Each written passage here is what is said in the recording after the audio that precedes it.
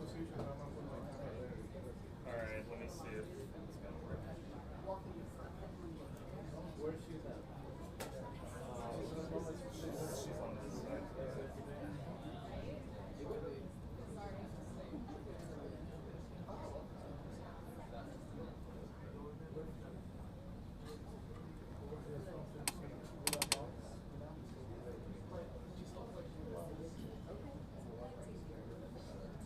Oh yeah.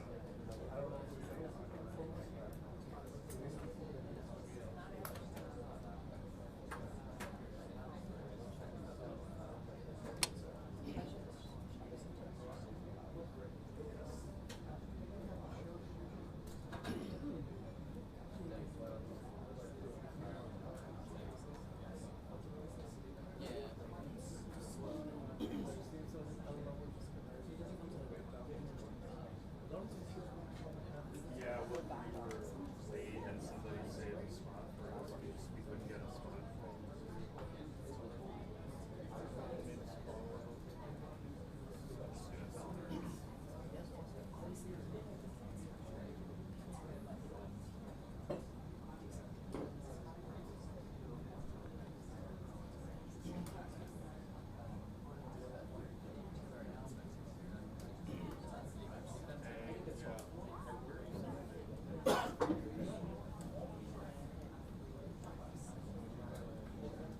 Okay, yeah, this is still going to be tough because of the stuff out there. So I'm losing a lot.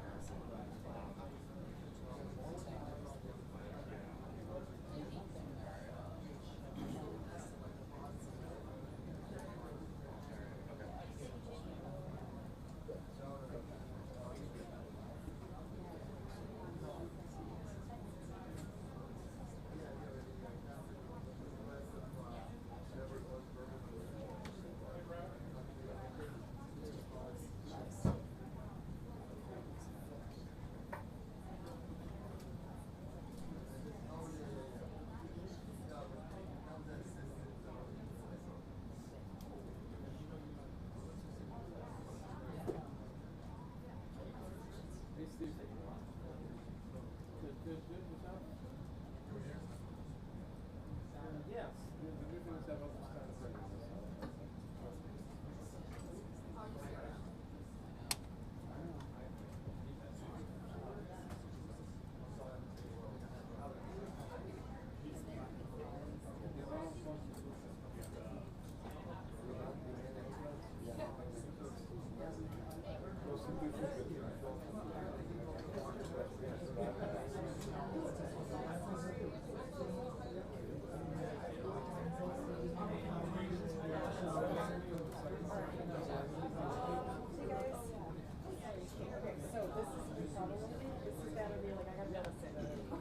Sorry, someone was standing in the doorway and was blocking it. Okay, I'm so sorry. I'm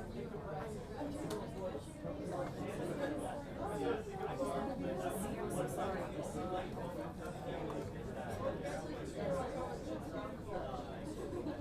Yeah, I saw that. Someone was standing at this pharmacy. I couldn't see her husband. I was trying to lean into the area across the way I was going to. And then I'm in his space, which is inappropriate, you know, like, I don't know, so I'm just trying to do this sort of thing. Right. And I'm so fine with it. So fine. He just, yeah, I was really, yeah, that dude was like, I've never seen anything like that.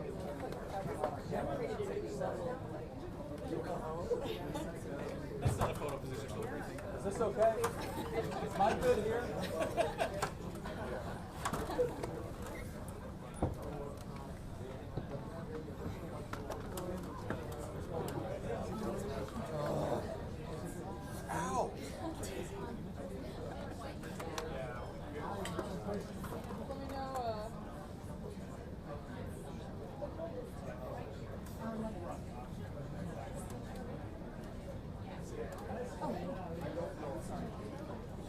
Sir, for security reasons, come down.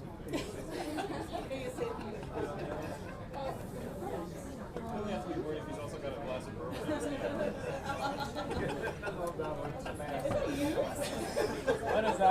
Will that ever die? Never. He thought he was a baby butt. Yeah. You do. That was like, Make sure there's nothing in it. Chris, let me get this out of here. Hi, hello, girl. Sorry, guys. Yes. Now let's see my favorite. Oh, I have your charger right there. It's in the car. That literally changed my life. I feel like you don't understand.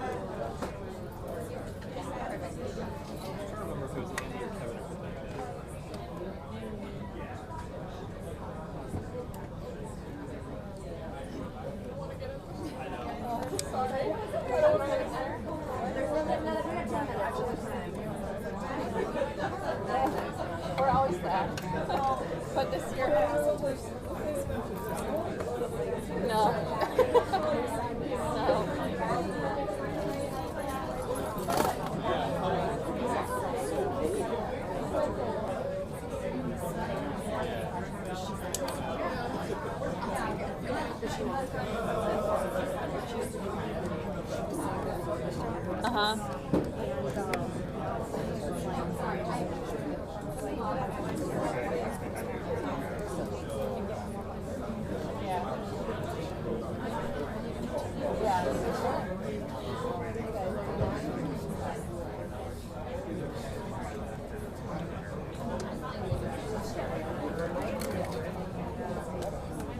Oh, you made it here that night. Oh. Oh, I see. Got it. Yeah. Yeah. Oh, now I'm. Yeah. Yeah. Hi. Nice to meet you. Followed your work for a long time. Sorry. I like. Jealous of many of your stories. Oh, nice. I feel like you really own coverage of that. It seems so quaint now, but who was that secretary who was like taking mattresses from the hotel and like flying around? Tom Price. Yeah. Stuff at that time. When that was still like shocking. It was kind of like the last old Washington scandal. Yes. Like it, Yeah. it would, I know. 2 years later, would not make it. About you. She was like. I think she Radio question. really hard. And I was like, how did you actually? So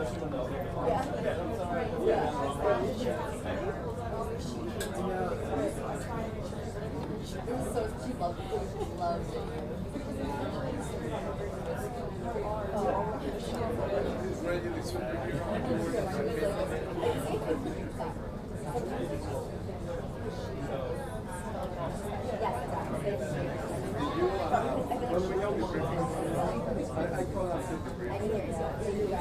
If he finds the box, he can put it on my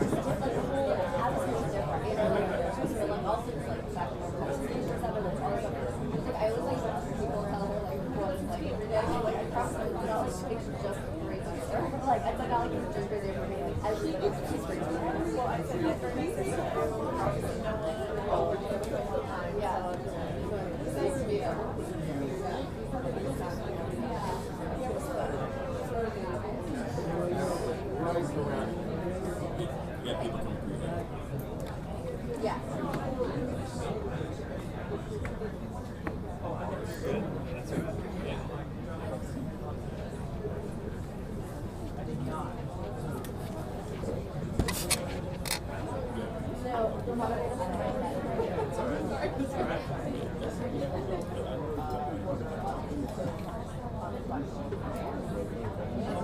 So as that Caroline said on Friday, that was her last press.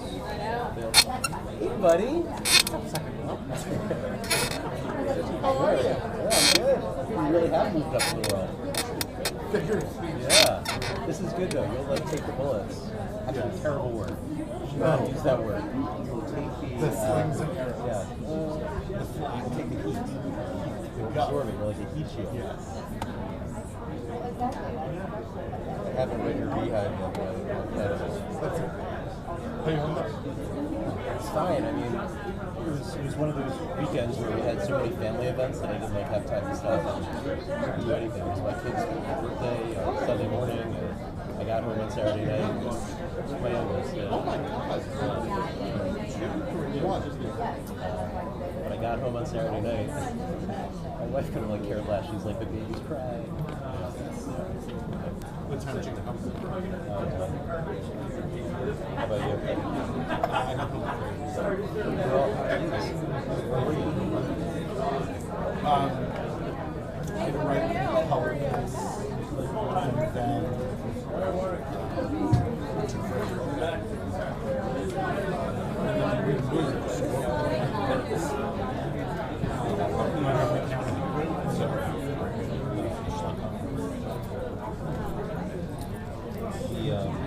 We all retreated to Nick Bauman's house. I don't know if you saw yeah, I that. saw the Jim Parker. Yeah, it's unbelievable. It's for everybody.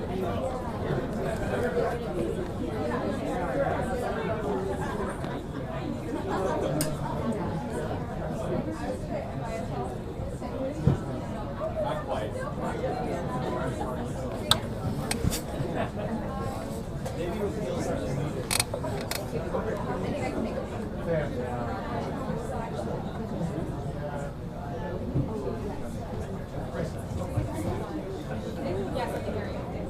We miss you. I like had to. There was a double like I was on Instagram, looking for the stories. I can't keep watching this for a second. And then there was like and Burnbow, Emily, and Kat. I was like, oh my God, I miss everyone so much. Because we got, it's just different. It's a very warm, it's a very warm person, but it's not the real newsroom. I should get that. Not do this from my phone. Plenty of people do it from their phone. I can't imagine.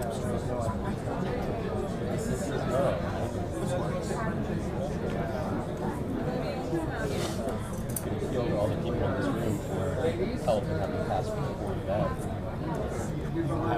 Having passed forward to that. That's it. It's our booth. 1, 2, 3, 4, 5, 6, 7, 8, 9, 10. 1, 2, 3, 4, 5, 6, 7, 8, 9, 10.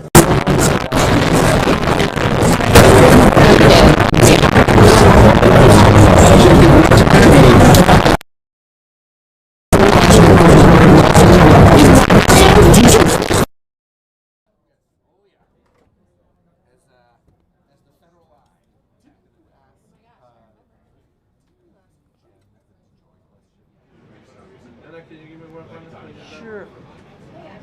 Hold on. All good?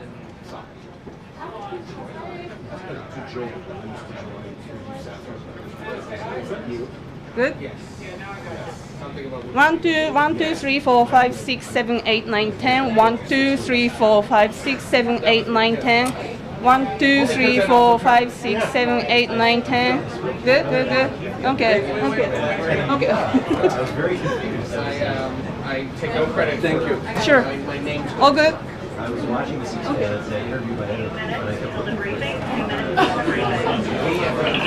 I started I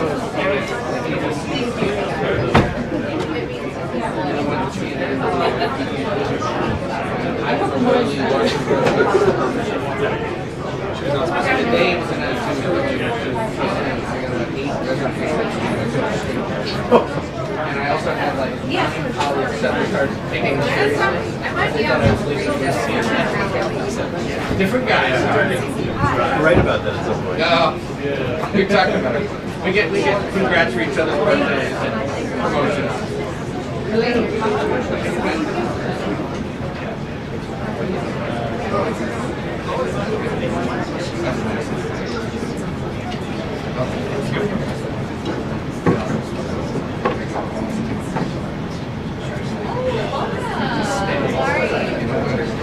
All the adrenaline.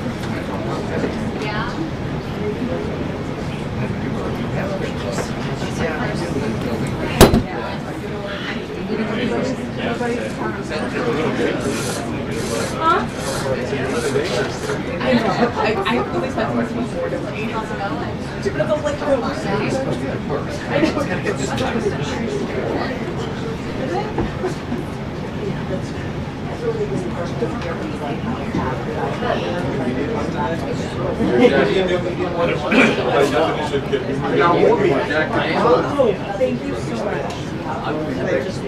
Thank you, Prince.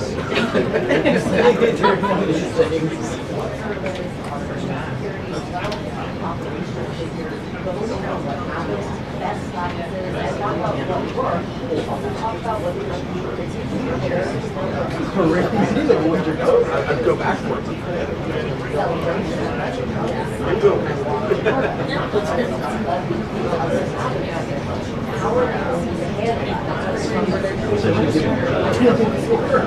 It's terrible.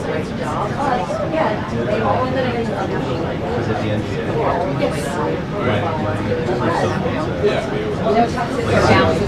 That's great.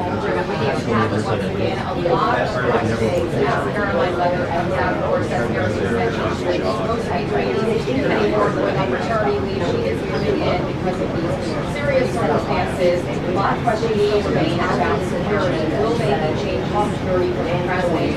Asking for where will the president, why the president has said he wants to schedule this dinner within the next 30 days. Where would that happen? Where would he feel comfortable? Where would the Secret Service feel comfortable doing that? There's also questions about rhetoric in this country right now. As you know, the First Lady put out a statement today calling out Jimmy Kimmel for his comments, basically saying that she looked like an expected widow. So there's that as well. And this all comes amid a visit by King Charles and Queen Camilla, the First Lady and the President. We'll be welcoming them today and this week amid a strained relationship with UK and Europe and NATO. Of course, the President is warm on the King, cold on NATO. So many questions on that, questions on Iran. There's a lot to get to, but we will, of course, I believe, start with questions about what happened on Saturday and what they've learned so far in the last few hours here. What went right and what went wrong and what might change with the president. Back to you.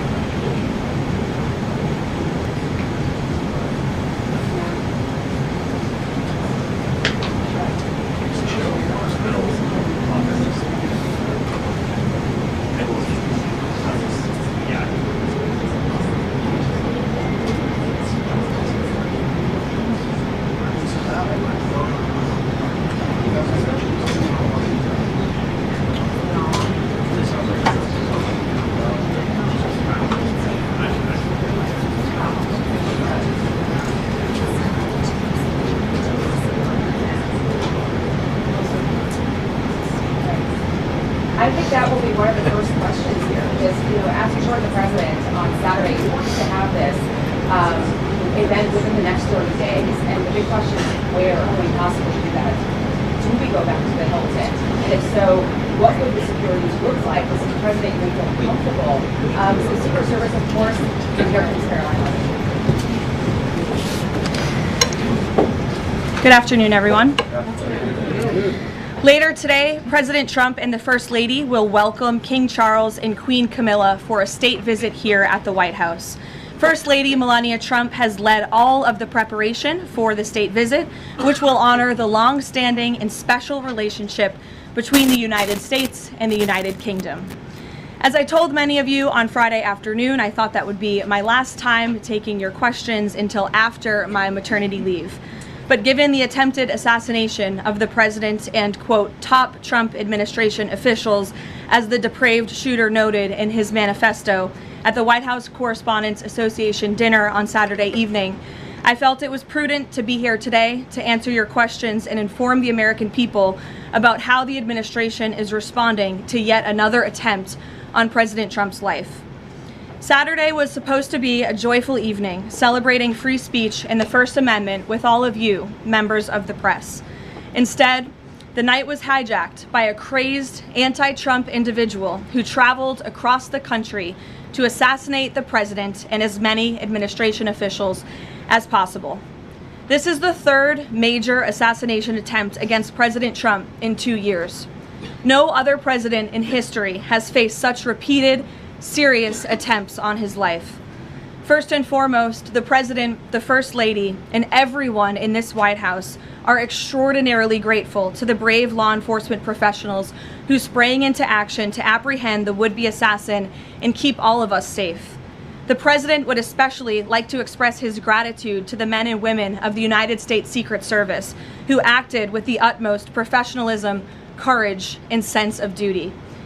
This includes the heroic agent who took a bullet to the chest. Thankfully, he was saved by his bulletproof vest. Minutes after returning here to the White House to the Oval Office, despite fighting Secret Service to try to stay and keep the dinner going on Saturday, ahead of addressing you here in the briefing room, President Trump was intent on speaking to this brave agent to ensure he was okay. And the agent assured the President that he was. As you know, I was seated next to President Trump and the First Lady when the shots were fired before Secret Service swiftly moved us to safety backstage. The President's calm in the face of chaos, while yet another individual was trying to take his life, was really remarkable to witness, and it's something I will never forget. President Trump is fearless because he loves this country, and he is willing to put his own life on the line to deliver on the promises that he made to the American public who elected him here into the highest office in the land. And while we are blessed to have a fearless president, we should not live in a country where such constant fear of political violence permeates our society every single day. We can and we should have fierce disagreement in this country. As you all know, we disagree often, myself in this role and all of you in the news media, but those disagreements must remain peaceful. Debating, peaceful protesting, and voting are how we need to settle disagreements, not bullets. Nobody in recent years has faced more bullets and more violence than President Trump. This political violence stems from a systemic demonization of him and his supporters by commentators, yes, by elected members of the Democrat Party, and even some in the media. This hateful and constant and violent rhetoric directed at President Trump day after day after day for 11 years has helped to legitimize this violence and bring us to this dark moment. Those who constantly falsely label and slander the president as a fascist, as a threat to democracy, and compare him to Hitler to score political points are fueling this kind of violence. The left-wing cult of hatred against the president and all of those who support him and work for him has gotten multiple people hurt and killed, and it almost did so again this weekend. When you read the manifesto of this shooter, ask yourselves, how different is the rhetoric from this almost assassin than what you read on social media and hear in various forums every single day? The answer, if you're being honest with yourself, is that there is no difference at all. Much of the manifesto of the would-be assassin is indistinguishable from the words that we hear daily from so many. For example, as the First Lady of the United States pointed out this morning, just 2 days prior to the shooting, ABC's late-night host Jimmy Kimmel disgustingly called First Lady Melania Trump an expectant widow. Who in their right minds says a wife would be glowing over the potential murder of her beloved husband? And having experienced what I did with the First Lady on Saturday night, I can tell you that she was anything but that. This kind of rhetoric about the president, the First Lady, and his supporters is completely deranged, and it's unbelievable that the American people are consuming it night after night after night. As President Trump said on Saturday night at this podium, we as Americans must recommit ourselves to resolving our differences peacefully and uniting around the shared values that make our country great. The deranged lies and smears against the president, his family, his supporters have led crazy people to believe crazy things, and they are inspired to commit violence because of those words. It has to stop. And one more point. Saturday night served as yet another reminder of how important it is to fund the Department of Homeland Security. It is shameful that the United States Congress has kept this vital agency defunded for 73 days. The longest shutdown of a federal agency in U.S. history. The Secret Service is a vital component of DHS. It has been directly impacted by this reckless political gamesmanship. Everyone in this room who was there on Saturday night witnessed the heroes of Secret Service and federal law enforcement jump into action in the face of grave danger and uncertainty.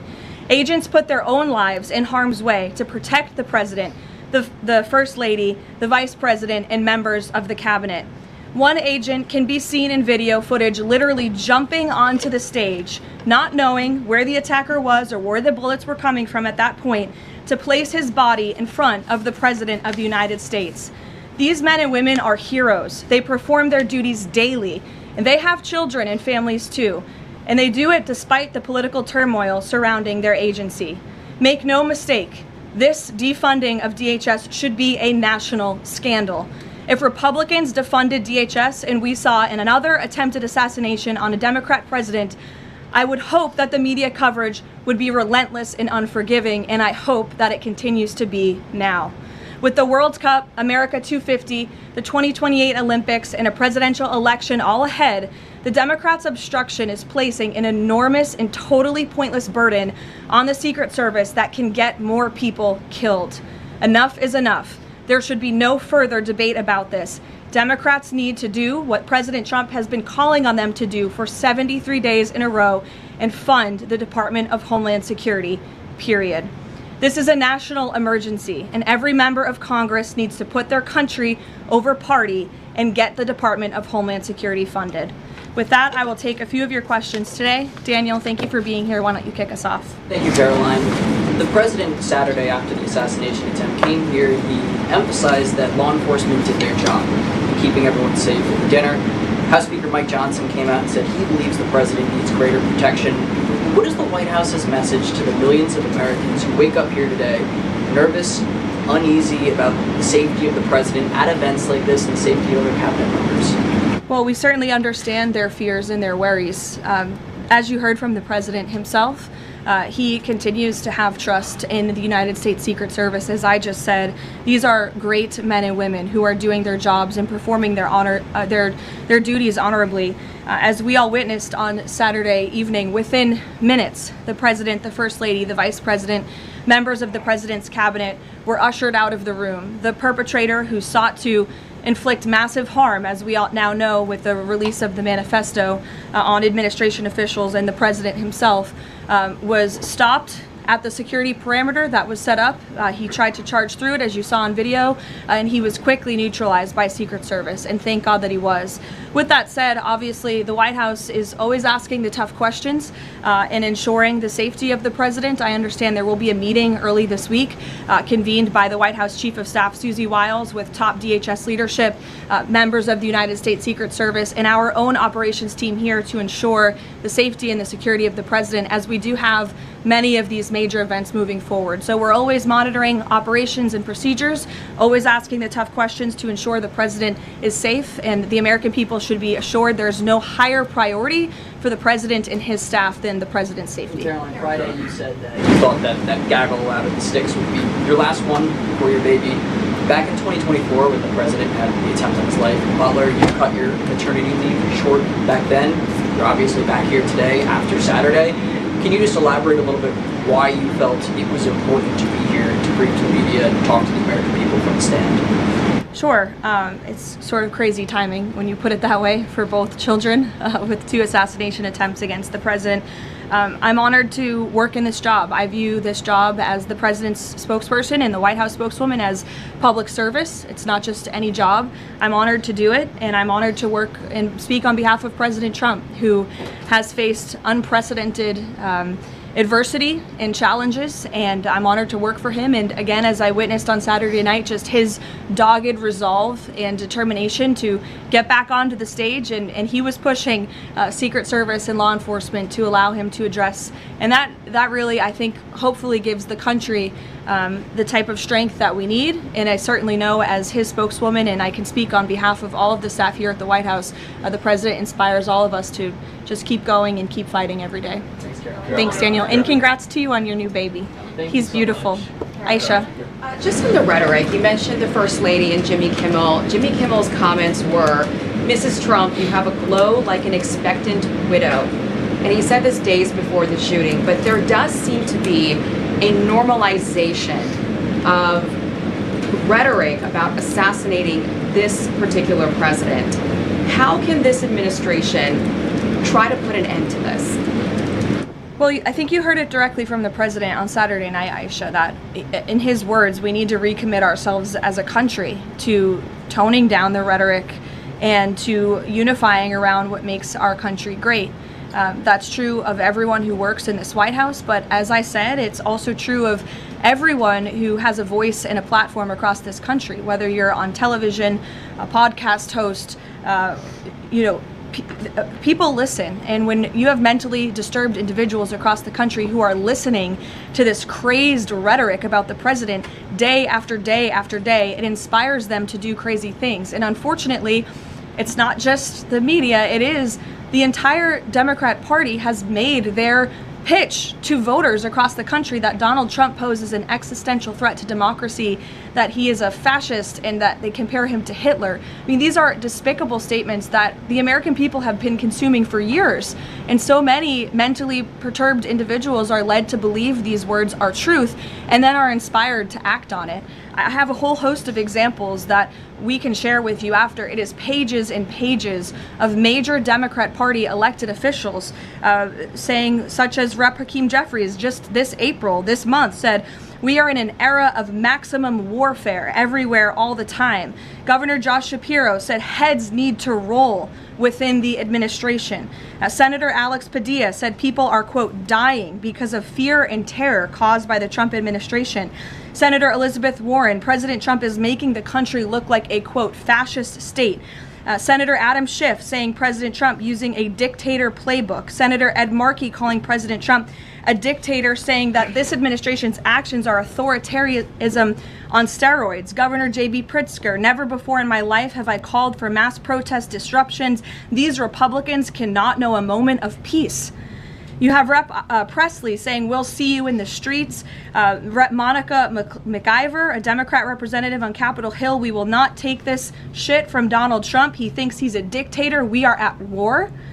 These are Democrat elected officials calling for war against the President of the United States and his supporters. I could go on and on, but again, when you have people in positions of power that are saying things like this every single day for years, you are inspiring violence by people who are already mentally ill. And that's what we've seen against this president for far too long. This is disinformation and misinformation online. There will be bite-sized clips that will go viral to the point where there are Americans in this country that believe that what happened Saturday night was staged. How does this White House tackle that with social media companies out there, whether it's X, Facebook, Instagram? How do they work with these companies to make sure that doesn't get out of control? It's certainly a good question, Aisha. I don't have tangible answers for you on what we're doing with social media companies, if anything at all.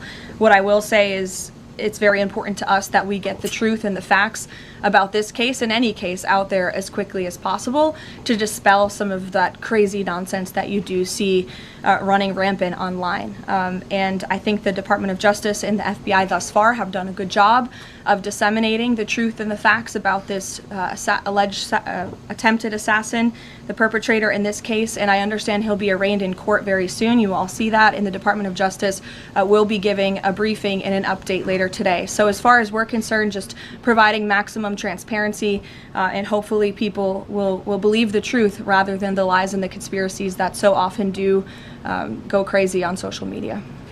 Rachel. Thanks, Caroline. Does the administration view this as a security failure, or did the protocols work as they were designed? The president has said he believes that the protocols worked. Again, you had a perpetrator who tried to breach the security parameter that was set up by Secret Service, and he was running as fast as he could and was immediately neutralized moments later. And again, having been right up there on the stage with the president and the First Lady, I can tell you it was seconds before we were told to get down, and it was seconds before we found ourselves in the hold room backstage. It all happened literally within a matter of seconds. The president, the vice president, and the First Lady being pulled to safety. That is not done if there's a lapse. So Secret Service did their jobs well. They communicated with one another to remove the president and the vice president to safety as quickly as they could, and obviously to neutralize the shooter as well. And thank God they did, because if that man was allowed into that ballroom, it would have been a much different scene. And just one more follow-up on just how the White House could be rethinking security protocols going forward. I mean, we all remember after the attempted assassination in Butler, there were indoor rallies that were held after that.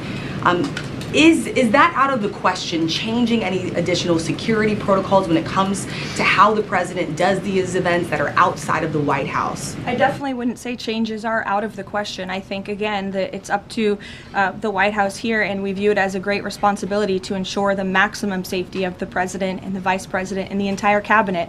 And so we're always looking for ways to improve security. I think if you just sit here and say everything is perfect all the time, that's not a good way to operate. And so the White House will continue to engage with DHS and with Secret Service to find ways to improve and strengthen security. But as far as Saturday night is concerned, the president was satisfied with the response, and he's very grateful to the men and women who provided the response for him and his wife and members of his team. Caroline. Deanne. Thanks, Caroline. The president has talked about rescheduling the dinner within 30 days. Does he have a specific venue in mind, and would he consider hosting it at the White House? Well, unfortunately, we don't have a room big enough here at the White House, which is another point to be made, and the president is absolutely right. It's why the White House Ballroom project is not just a fun project for President Trump, like you will read in the media. It is actually critical for our national security that a larger, secure building on this complex, which is the most secure complex in the world, is built to accommodate not only large amounts of guests, but also the president, the vice president, members of the cabinet. The line of succession in this country should be able to gather freely in safety without the fear of threats or political violence. And the White House Ballroom will provide that. And so it's critical that we get this project done as quickly as possible. Iran as well. Thank you, Caroline. Thank you, Caroline. Two questions, if that's all right. First, on the security situation on Saturday, kind of a follow-up here. Previous administrations have sent both the president and the vice president to the dinner, but after the foiled attack on Saturday, if the dinner is rescheduled, would President Trump and Vice President J.D. Vance both plan on attending? And is it wise to have both of them in the same spot, given the presidential line of succession that you mentioned a second ago? It's definitely a good question, and I know that it's one that will be raised. I can assure you the president intends to attend the event, as he has told all of you publicly. I don't want to rule in or out the vice president's attendance, but certainly that's a conversation that will take place. Iran has proposed a mutual reopening of the strait, leaving the nuclear discussion for later in the process. Given that the nuclear program has been a red line for this administration, would the president agree to that kind of phased negotiation? Well, only because it's been reported. I will confirm the president has met with his national security team this morning. The meeting may be ongoing, maybe not. I don't want to speak affirmatively because I was prepping to come out here, but the proposal was being discussed. I don't want to get ahead of the president or his national security team. What I will reiterate is that the president's red lines with respect to Iran have been made very, very clear, not just to the American public, but also to them as well. So they're considering it. I wouldn't say they're considering it. I would just say that there was a discussion this morning that I don't want to get ahead of, and you'll hear directly from the president, I'm sure, on this topic very soon. I'm going to ask you about the Fed chairman, but first, 3 assassination attempts in 3 years. Is this going to change the type of events that the president goes to? Well, again, that's going to be part of the conversations moving forward. But as you heard from President Trump, he does not want these deranged lunatics and these grave acts of political violence to change our American way of life. And I think it's a very brave thing for him to say. It'd be very easy for him to just hunker down here at the White House where he knows he's safe, but the president wants to be out across the country. He wants to go across the country to meet with Americans. He wants to celebrate the 250th birthday of our nation's anniversary this summer. As you know, we're gearing up for a big UFC fight here on the South Lawn. So there's many exciting events I know the president wants to be part of and will be part of moving forward. He's undeterred in that way, and it's something that inspires all of us here to keep going. Senator Tillis is now dropping his objection to allowing Kevin Warsh to be confirmed because the DOJ has closed their investigation. Is the president satisfied that an Inspector General report into the Federal Reserve is enough to look into these renovations? The President understands that the Inspector General has greater tools at their disposal, perhaps even more powerful than a grand jury, to continue investigating the financial mismanagement of the Fed building, which is a priority for the President. Look, he's a builder himself. When he sees something has a lot of cost overruns, is taking too long, and in this case ripping off the American taxpayer, he wants to get to the bottom of it. I understand Senator Tillis put out a statement saying he'll support Kevin Warsh's confirmation. That has been our position all along from day one. He is more than qualified for the job, and we look forward to working with the Senate on his swift confirmation process. Megan. As a follow-up on Warsh, will the President be satisfied once the Fed's Inspector General finishes that investigation, even if it finds no evidence of wrongdoing? Well, that's a hypothetical question. I'll let the President speak on it when we see the results. It's obviously far too early to say. And relatedly, as a follow-up, now that it looks like Warsh will be confirmed by the end of Jay Powell's term, is he still considering firing Jay Powell if he stays on as governor after that? I haven't talked to him about it specifically, but I think the President will be satisfied once Kevin Warsh is confirmed as the Fed chair, which he should be. Karen. On Iran, the President had said last week that the U.S. has started the process of clearing the Strait of Hormuz of mines. Do you have an update on how many have been removed and an estimate of how long that process could take? I don't, but I would defer you to the Pentagon on that. We'll make sure they get you an answer, Karen. It's an ongoing process, though. It's still actually happening right now. Again, I would defer you to the Pentagon on anything with respect to clearing mines in the Strait of Hormuz. I know that you said that the White House is reviewing the security protocols for things that could be done differently in the future. Have you identified anything so far that you would like to see done differently, or ask the Secret Service to make any changes in the security protocols for the President, particularly at these large events that are taking place off the White House campus? Not yet, no, but as I said, there will be a meeting here at the White House in the earlier half of this week, so those conversations will take place. And on the line of succession... And I would also just add, look, the Secret Service does not detail their procedures or operations to the public for obvious reasons, because you have crazy people who try to hijack them and get around them. So these conversations will take place in private, but if adjustments need to be made to protect the President, they will be made. Doing like it does, for instance, with a joint address to Congress for these large events, and designating someone as the designated survivor for future large events that the Cabinet attends. Well, those conversations ahead of the WACA dinner did take place, but there were several members of the Cabinet in the line of succession who did not attend for various personal reasons. So designating one survivor was not necessary, as we had several members who were not there already. Caroline, all those people forced to dive under tables and fearing for their lives on Saturday night, including many of the people in this room, myself included. What is the President's message to those people who experienced that terrible trauma and maybe are still fearful today? I think he would say, as he sort of did on Saturday night, coming in here in his tuxedo, we can't allow these crazy people to let us be afraid. We have to keep moving forward, showing up, doing our job, celebrating our country, and doing what we know is right. But certainly we'd like to see the rhetoric against this president and his supporters toned down, because it is inspiring these crazy people across the country to target not just the president, but those who work for him and those who support him. And it must end. Is he following the arraignment of the suspect today? Yes, he is, and I know you all want to follow that too. It's happening in a few minutes, so I'll let you all go. The Department of Justice is also going to be speaking momentarily following the arraignment, and I pray that this is the last time I speak to you for some time until after my maternity leave. So thank you guys. See you soon.